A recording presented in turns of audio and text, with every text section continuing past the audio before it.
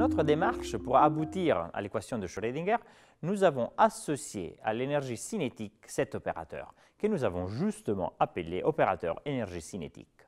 Or, on remarque que l'énergie cinétique peut aussi s'écrire en fonction de l'impulsion. Il est donc naturel de définir un opérateur impulsion tel que son carré satisfait à cette égalité, afin que son carré divisé par 2m corresponde bien à l'opérateur énergie cinétique. À partir de cette relation, nous pouvons écrire ainsi l'opérateur impulsion, qui est donc proportionnel à l'opérateur gradient. Donc, l'opérateur impulsion est proportionnel à un opérateur différentiel. Et il possède ces trois composantes selon les trois coordonnées cartésiennes x, y et z, qui sont l'analogue quantique des trois composantes du vecteur impulsion en physique classique. Nous avons fait correspondre à l'énergie et à l'impulsion deux opérateurs. En suivant le même raisonnement, il nous semble donc intuitivement raisonnable de définir un opérateur position aussi, qui serait l'analogue quantique de la position au sens classique. Nous définissons l'opérateur position en coordonnées cartésiennes tout simplement comme la multiplication par la variable position elle-même. Par exemple, l'opérateur x appliqué à une fonction d'onde psi de r et t est égal tout simplement à la variable x multipliée par la fonction d'onde psi de r et t. Nous avons donc une correspondance entre les quantités classiques énergie, impulsion et position et des opérateurs dans le cadre de la physique quantique.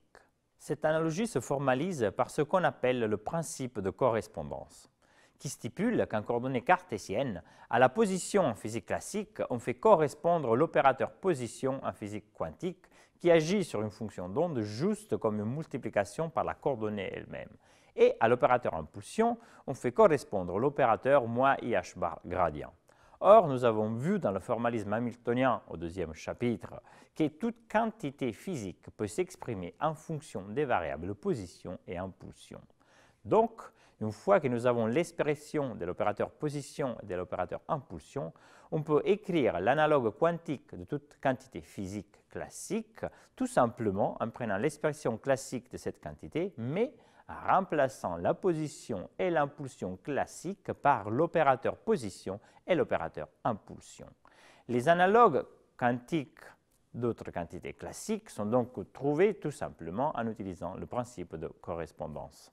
En utilisant le principe de correspondance, on peut tracer un tableau de correspondance entre certaines grandeurs classiques et grandeurs quantiques.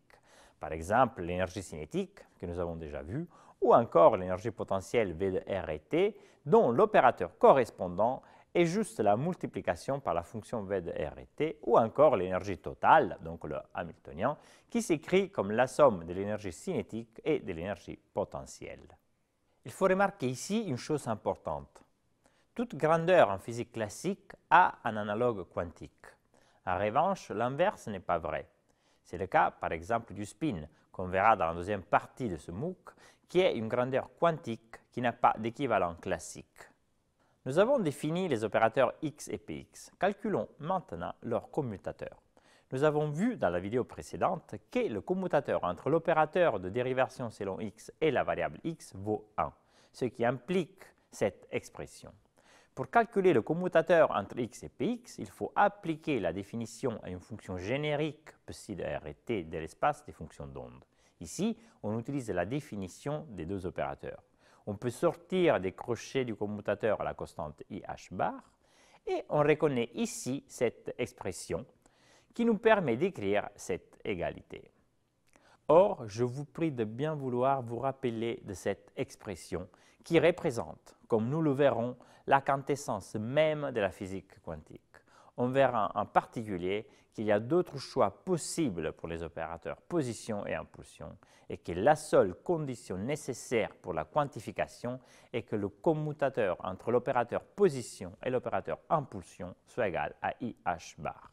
En utilisant le même raisonnement, il est facile de démontrer que le commutateur entre x et py ou pz, par exemple, vaut forcément 0, vu que les opérateurs de dérivation n'agissent pas sur les mêmes variables.